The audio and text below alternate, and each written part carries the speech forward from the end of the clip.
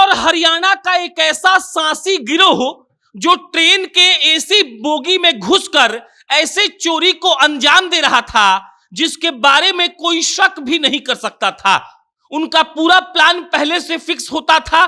कौन से एरिया में जाकर होटल लेना है, कितने दिन उस होटल में रहना है, उस जगह के कौन से विख्यात रेलवे स्टेशन के कौन से ट्रेन के कौन से बोगी में घुसना है और कैसे चोरी करके वहां से निकल जाना है, ये सब कुछ उनका मोडस ऑपरेंडी में तय था। लेकिन दानापुर में 8 लाख रुपए का गहना चोरी करना उनको इतना महंगा पड़ गया कि अब वो लोग जिंदगी भर जेल में चक्की पीसेंगे।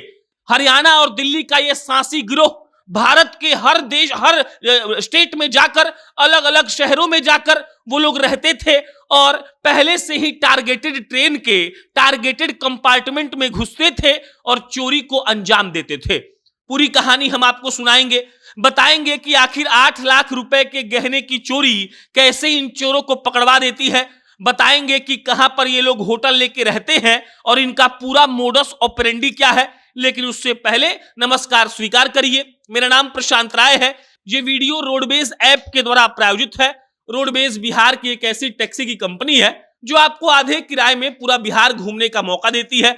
आपको पटना एयरपोर्ट से बिहार के किसी भी गांव में जाना हो या बिहार के किसी भी गांव से पटना आना हो, आपको प्ले स्टोर पर जाना है, रोडवेज का ऐप डाउनलोड करना है और आधे किराए में आप पूरा बिहार घूम सकते हैं।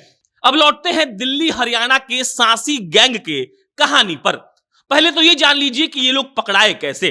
दरअसल ये लोग 3 फरवरी को चोरी करते हैं विष्णु प्रभाकर की पत्नी उर्वशी के बैग से 8 लाख रुपए का जेवरात। दानापुर खगौल के रहने वाले ये लोग हैं और एसी बोगी में घुसकर ये लोग एक बैग चुराते हैं जिसमें लमसम 8 लाख रुपए का गहना था। अब इस 8 लाख रुपए के गहने के चोरी के बाद विष्णु प्रभाकर जाकर केस करते हैं और केस होने के बाद जब पुलिस वाले उस घटना की सीसीटीवी फुटेज निकालते हैं तब 3 लोगों का चेहरा सामने आता है। अब जब 3 लोगों का चेहरा सामने आ जाता है तब पुलिस वालों को और आसानी होती है इनको खोजने में।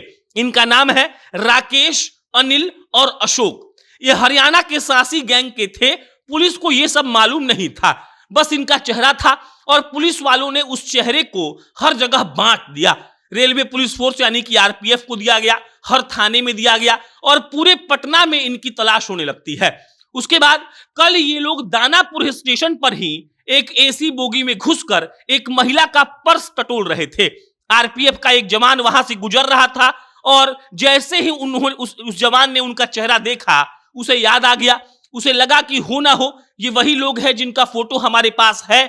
और उसके बाद जब उन लोगों ने, आरपीएफ के जवानों ने फोटो का मिलान उनके चेहरे से किया तब साफ साफ दिखा कि ये वही लोग हैं। और अनिल को, अशोक को और राकेश को उसी वक्त पकड़ लिया गया। पकड़ने के बाद उनके साथ क्या होगा आप और हम जानते हैं, लेकिन जब धीरे धीरे परतें उठ रही हैं तब मालूम चल रहा है कि ये दिल्ली हरियाणा का सांसी गिरोह है जो लोग भारत के अलग अलग शहरों में जाकर ऐसे ही चोरी को अंजाम देते हैं। उनका सब कुछ पहले से तय होता है।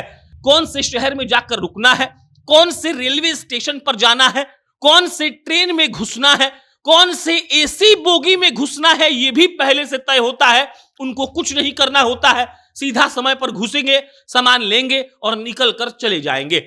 उसके बाद हर 10 दिन पर ये लोग अपना शहर बदलते हैं। चोरी करके निकलने के बाद किसी अन्य शहर में किसी अन्य लुक के साथ दाढ़ी कभी शेव करवा लिया, कभी बाल शेव करवा लिया, कभी दाढ़ी रख लिया, कभी फ्रेंच कट रख लिया, कभी कुछ और कर लिया, तो पकड़ाने का जो चांस होता है वो बहुत कम होता है। लेकिन इस बार ये लोग फंस गए। दानापुर में ही इन्होंने चोरी की और 4-5 दिनों के बाद फिर वो वहीं पर पहुंच गए और तब तक सीसीटीवी फुटेज निकाल ली गई थी। इनका चेहरा पुलिस के सामने आ चुका था, फोटो सर्कुलेशन हो चुका था फोटो का। और उसके बाद जब ये पकड़ा गए तब सांसी गिरोह का खुलासा होता है और मालूम पड़ता है कि ये काम तो ये लोग सालों से कर रहे हैं, बस पकड़ा नहीं रहे थे।